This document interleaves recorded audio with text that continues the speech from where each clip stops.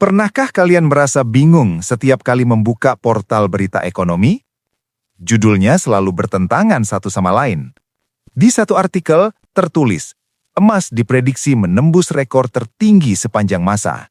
Artikel lainnya, harga emas terancam jatuh bebas jika ekonomi membaik. Yang satu lagi, investor kelas kakap berbondong-bondong membeli emas. Tapi di berita sebelahnya, dana besar mulai meninggalkan emas, beralih ke saham. Dan yang lebih membingungkan, semua berita ini muncul hampir bersamaan dalam rentang waktu yang pendek. Jadi pertanyaan besarnya, kemana sebenarnya arah emas di tahun 2026?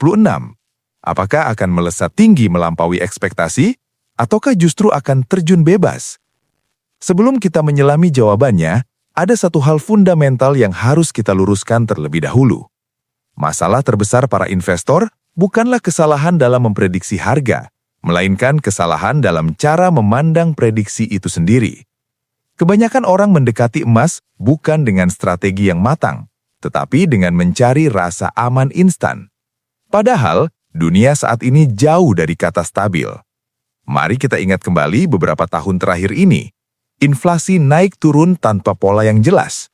Suku bunga bergerak cepat naik, namun penurunannya membuat banyak pihak was-was.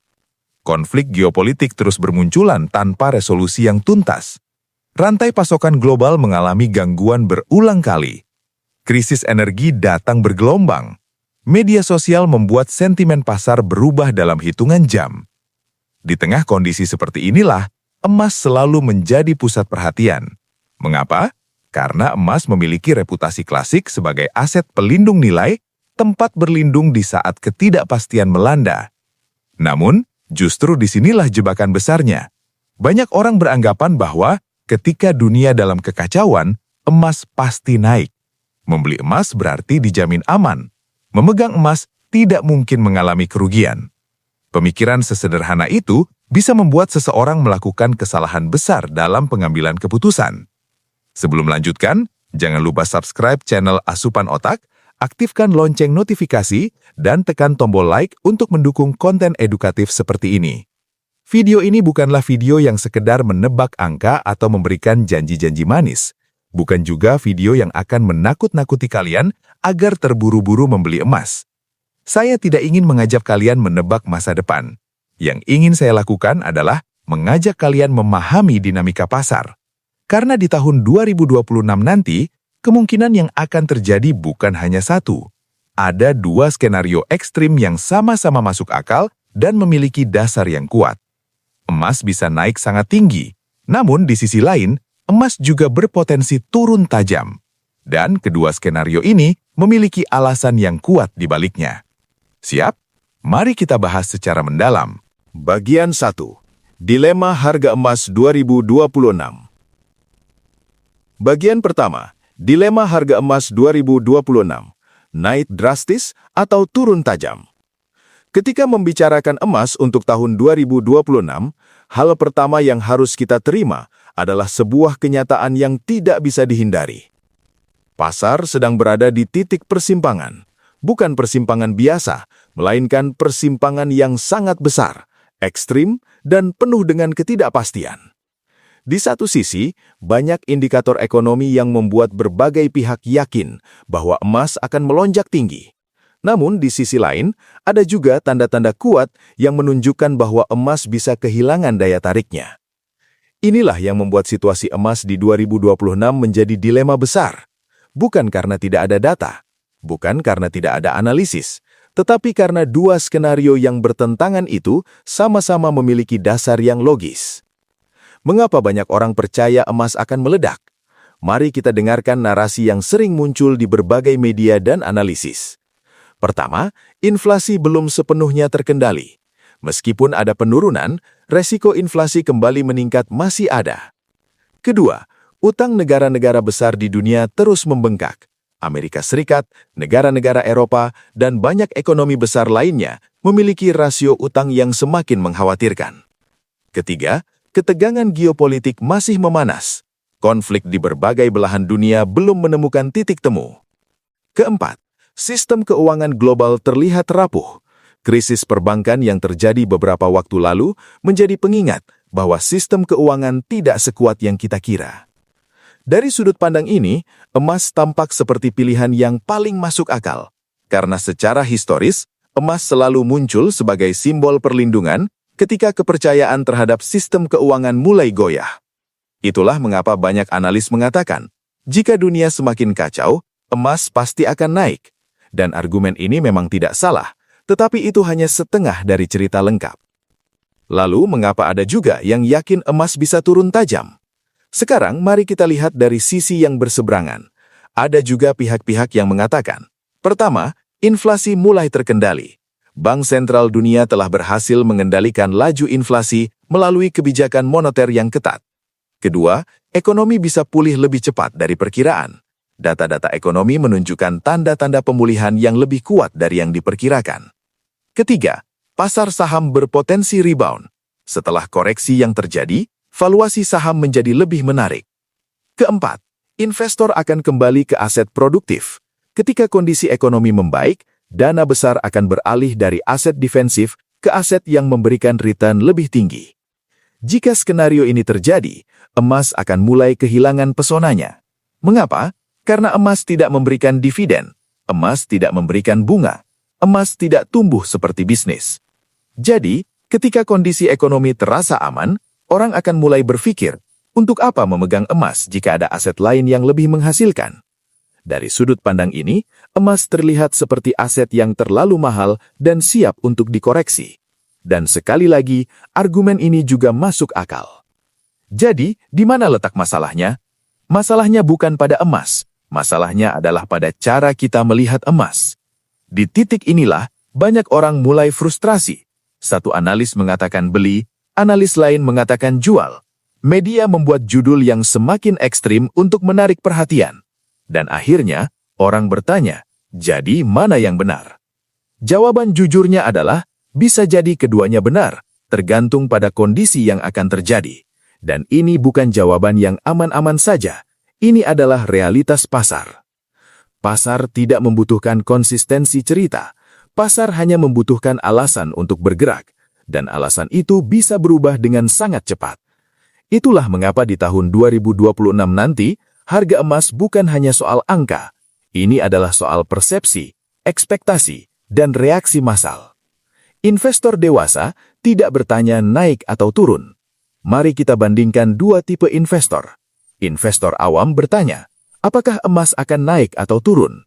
Investor yang lebih matang bertanya, jika naik, mengapa bisa naik? Apa pemicunya? Jika turun, apa yang menyebabkannya?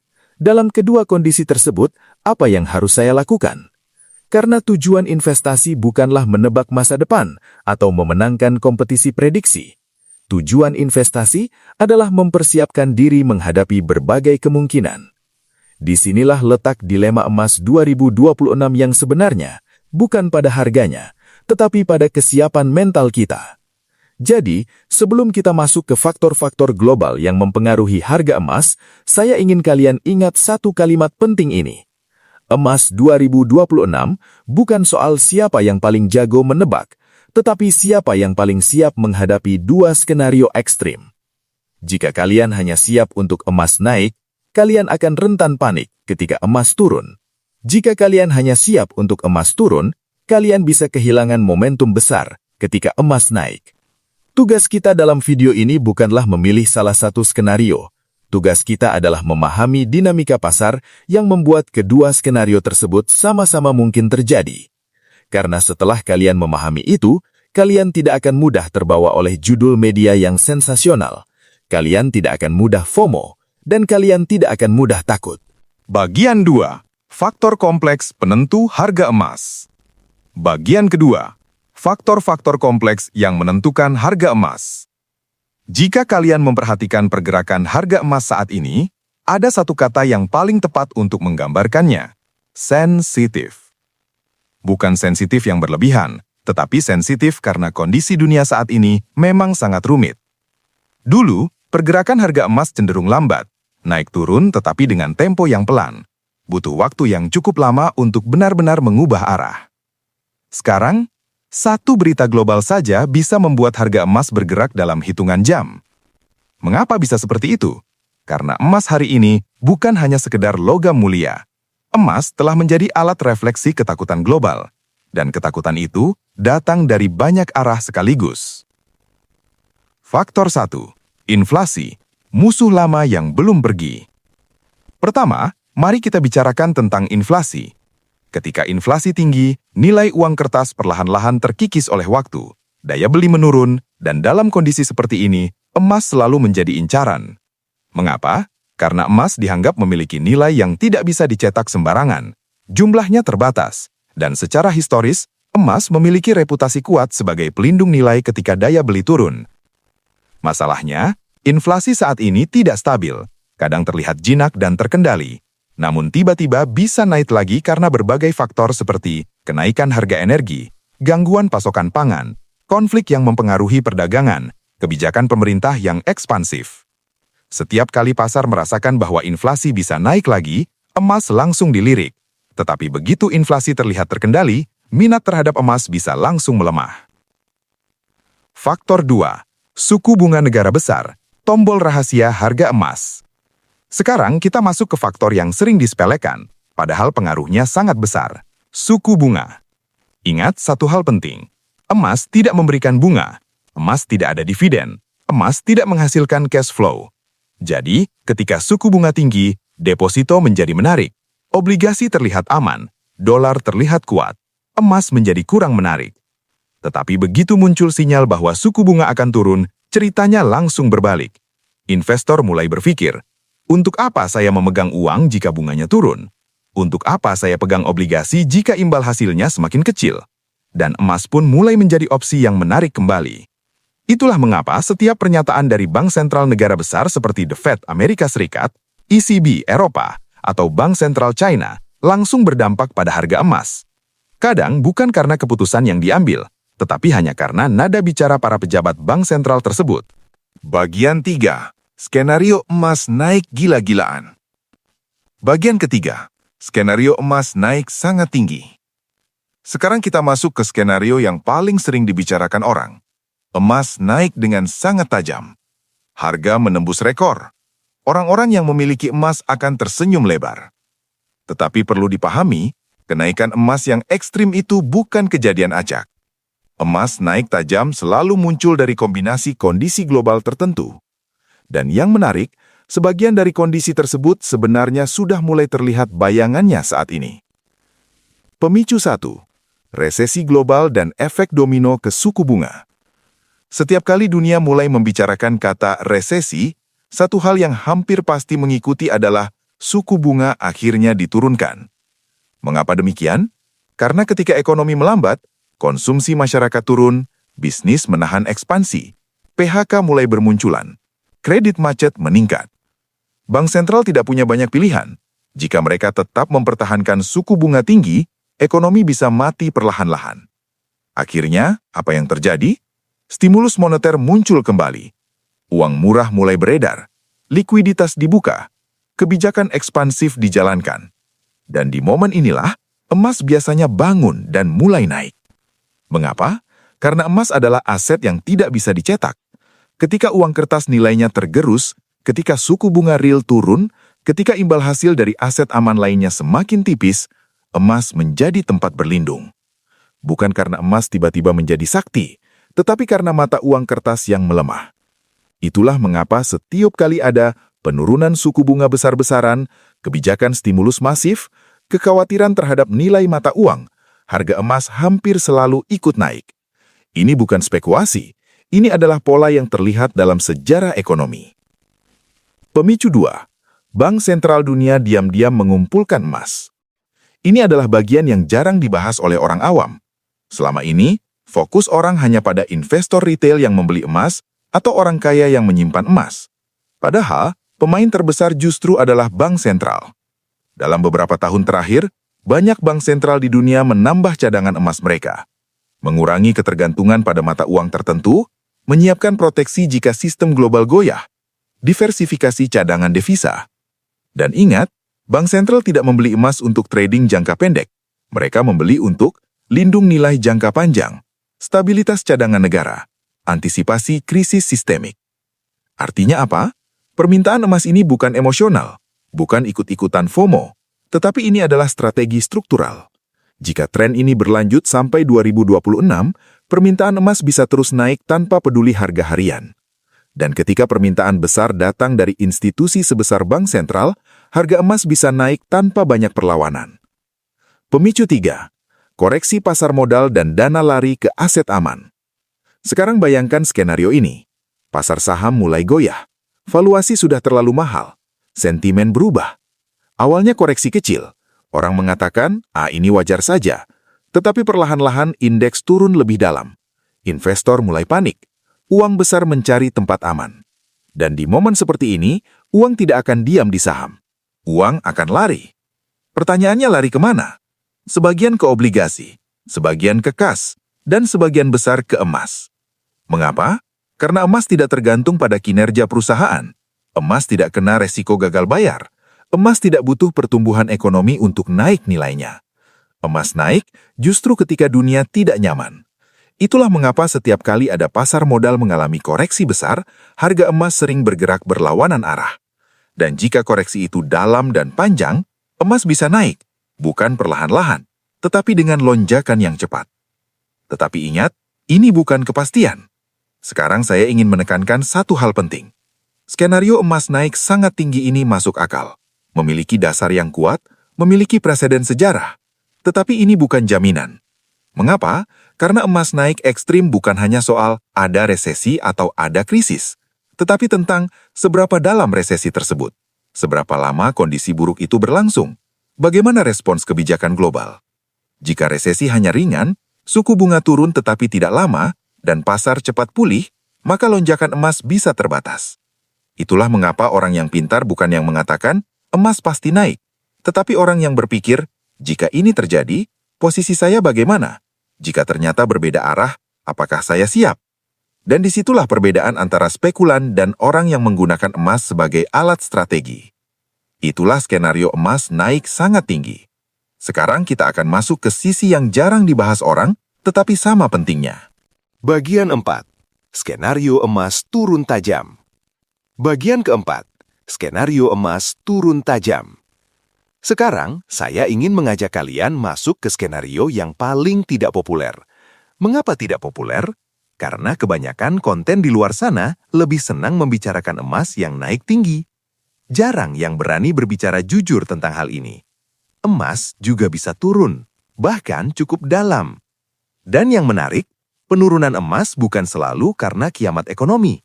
Justru emas bisa turun karena kondisi dunia membaik. Ironis, tetapi nyata. Karena emas pada dasarnya bukan aset produktif. Emas tidak memberikan dividen, tidak memberikan bunga, tidak menambah arus kas. Nilai emas naik atau turun murni karena persepsi risiko. Itulah mengapa ketika dunia terasa aman, emas kehilangan pesonanya. Pemicu 1. Inflasi mulai terkendali. Salah satu bahan bakar utama kenaikan emas adalah inflasi. Selama inflasi tinggi, daya beli turun, uang kertas melemah, orang mencari aset pelindung, dan emas masuk ke dalam radar. Tetapi sekarang, bayangkan skenario ini. Bank sentral dunia berhasil mengendalikan inflasi. Suku bunga stabil, harga energi turun, rantai pasokan kembali normal. Perlahan-lahan, ketakutan orang mulai reda. Di titik ini, investor mulai berpikir, untuk apa memegang emas jika inflasi sudah jinak? Dan disitulah arus dana perlahan-lahan keluar dari emas. Bukan ramai-ramai, bukan dengan panik, tetapi keluar secara perlahan. Dan justru itulah yang berbahaya bagi harga. Penurunan bertahap yang konsisten seringkali lebih menyakitkan daripada penurunan cepat yang langsung rebound. Pemicu 2. Pasar saham pulih lebih cepat. Sekarang, mari kita berbicara jujur. Kebanyakan uang besar di dunia tidak betah diam. Investor institusi, fund manager, uang korporasi, mereka semua mencari pertumbuhan. Jadi, jika ekonomi mulai stabil, laba perusahaan membaik, pasar saham rebound, uang itu akan pindah. Dari aset defensif ke aset agresif. Dari emas ke saham, obligasi produktif, bisnis, sektor pertumbuhan. Dan di momen itu, emas kehilangan satu perannya, tempat pelarian dana. Ketika saham naik, emas seringkali ditinggalkan. bukan karena emas jelek, tetapi karena uang selalu mencari return yang lebih tinggi. Pemicu 3. Resesi ternyata tidak separah ketakutan media. Media hidup dari satu hal, ketakutan dan drama. Judul ekstrim laku keras. Krisis selalu menarik klik. Berita buruk menyebar lebih cepat daripada berita baik. Tetapi sejarah menunjukkan satu hal. Banyak resesi yang ternyata lebih ringan dari yang diperkirakan. Jika resesi cepat berlalu, pengangguran terkendali, stimulus tepat sasaran, maka kepanikan massal tidak terjadi. Dan ketika ketakutan tidak menjadi kenyataan, maka pasar akan menyesuaikan ulang ekspektasi mereka. Apa yang terjadi pada emas? Orang menyadari bahwa mereka terlalu defensif. Mereka mulai melepas posisi aman. Harga emas terkoreksi, bukan dalam sehari 2 hari, tetapi bertahap. Dan koreksi bertahap itu seringkali membuat orang lengah. Pemicu 4.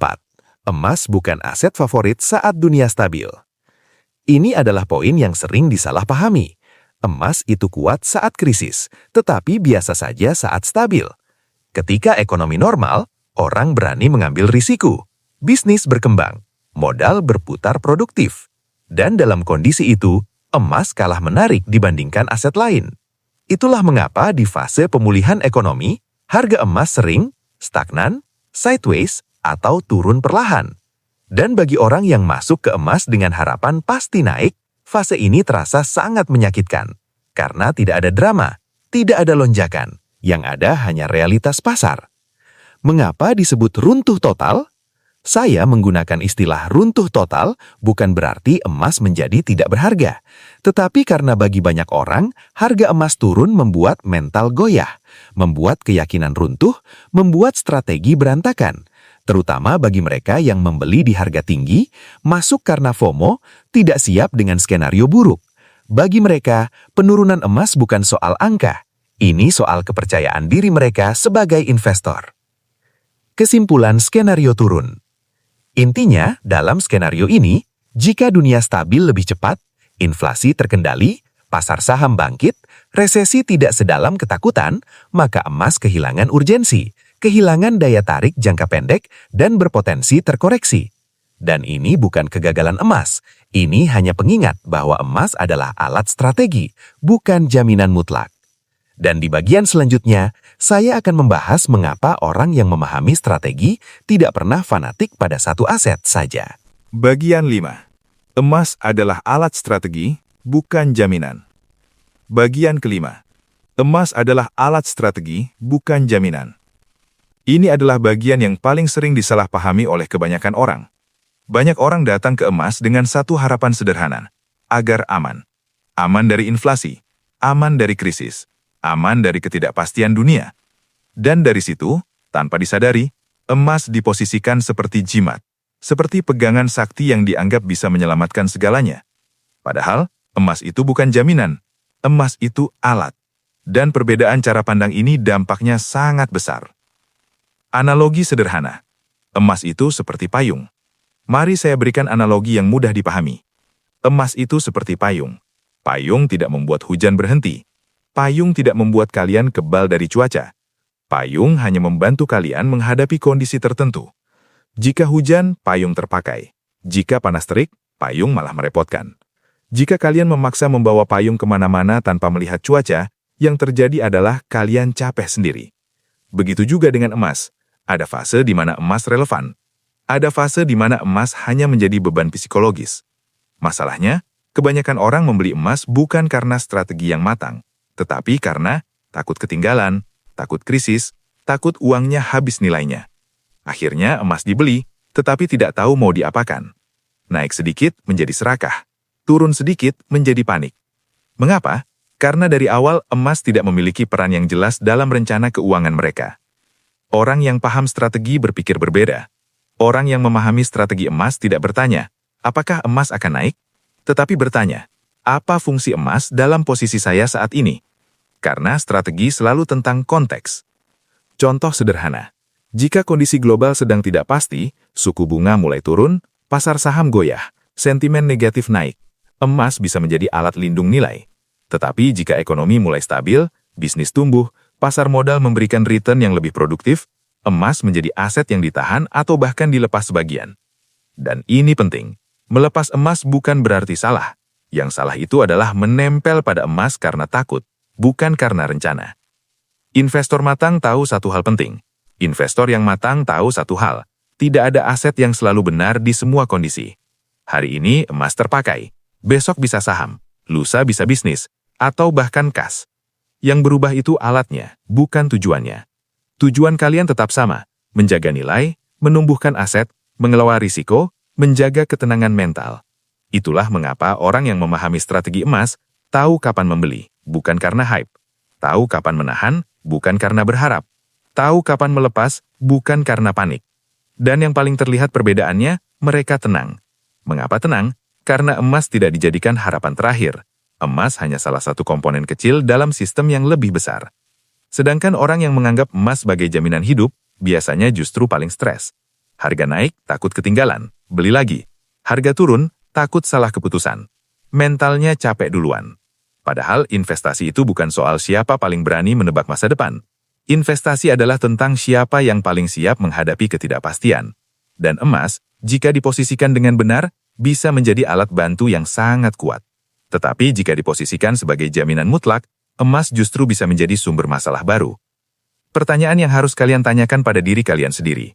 Jadi sebelum kalian bertanya, kemana arah emas di 2026, coba tanyakan dulu pada diri kalian sendiri. Emas ini sebenarnya saya gunakan untuk apa? Karena di dunia yang semakin tidak pasti, yang paling mahal itu bukan emas. Yang paling mahal adalah cara berpikir yang salah. Bagian 6. Kesiapan mental dan adaptasi adalah kunci. Jika kalian memperhatikan dengan baik di dunia investasi, yang paling sering membuat orang rugi itu bukan salah memilih aset, bukan salah pada emas, bukan salah pada saham, bukan salah pada properti. Yang membuat orang rugi adalah mental yang tidak siap menghadapi ketidakpastian. Banyak orang masuk ke pasar dengan harapan satu hal, hasil yang pasti. Masalahnya, pasar keuangan tidak pernah memberikan kepastian. Yang ada hanya probabilitas. Dan di tengah volatilitas harga emas yang naik turun dengan intensitas yang terlihat brutal, orang sering lupa satu kemampuan paling penting. Bukan kemampuan menebak masa depan, tetapi kemampuan bertahan secara mental. Menebak harga itu susah, tetapi mengelola risiko bisa dilatih. Mari kita jujur, menebak harga emas di 2026 itu sangat susah. Bahkan institusi besar dengan tim analis terbaik pun sering salah. Tetapi mengelola risiko itu bisa dilatih. Mengatur emosi itu bisa dibangun. Masalahnya, mayoritas orang tidak siap. Begitu harga emas naik, euforia, FOMO, merasa telat, takut ketinggalan kereta. Begitu harga emas turun, panik, menyalahkan diri sendiri, menyalahkan pasar, menyalahkan orang yang memberikan saran. Dan lucunya, dua reaksi ini sering dilakukan oleh orang yang sama. Investor yang matang berpikir berbeda. Investor yang matang tidak bertanya, apakah emas akan naik atau turun?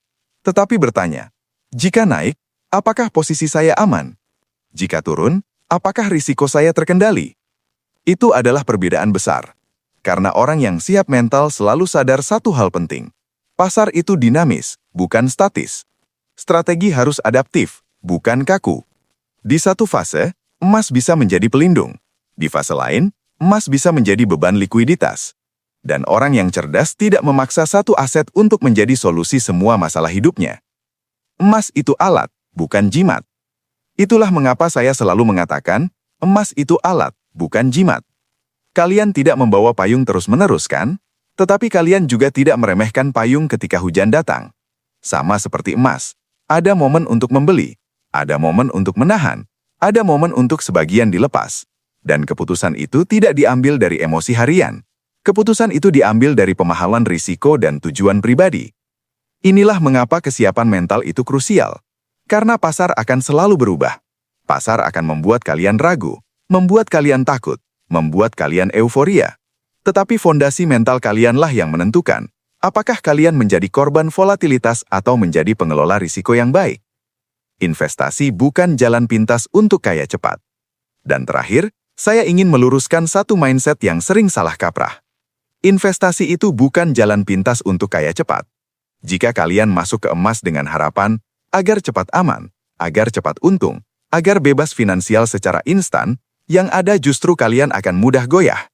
Investasi itu proses, membangun fondasi, menjaga stabilitas, melindungi nilai, tumbuh perlahan tetapi konsisten. Bukan soal siapa yang paling cepat, tetapi siapa yang paling tahan lama. Dan di tengah dunia yang semakin ribut, berisik, dan penuh dengan ketakutan massal, kemampuan terbesar kalian adalah tetap tenang, adaptif, tidak reaktif. Karena di pasar keuangan, yang bertahan bukan yang paling pintar menebak, tetapi yang paling kuat mentalnya. Penutup. Baik Sobat Asupan Otak, kita sudah sampai di akhir video ini. Mari kita rangkum apa yang sudah kita bahas hari ini. Pertama, emas di 2026 menghadapi dilema besar. Dua skenario ekstrim, naik tinggi atau turun tajam, sama-sama memiliki dasar yang kuat. Kedua, ada banyak faktor kompleks yang mempengaruhi harga emas. Inflasi, suku bunga, konflik geopolitik, krisis energi, rantai pasokan, dan sentimen media sosial. Keempat, skenario emas naik sangat tinggi bisa terjadi jika ada resesi global, bank sentral menambah cadangan emas, dan pasar saham terkoreksi dalam. Kelima, emas adalah alat strategi, bukan jaminan. Emas harus diposisikan dengan benar dalam rencana keuangan kalian. Keenam, kesiapan mental dan adaptasi adalah kunci utama. Investor yang sukses bukan yang paling jago menebak, tetapi yang paling siap menghadapi berbagai kemungkinan. Jadi, apa yang harus kalian lakukan?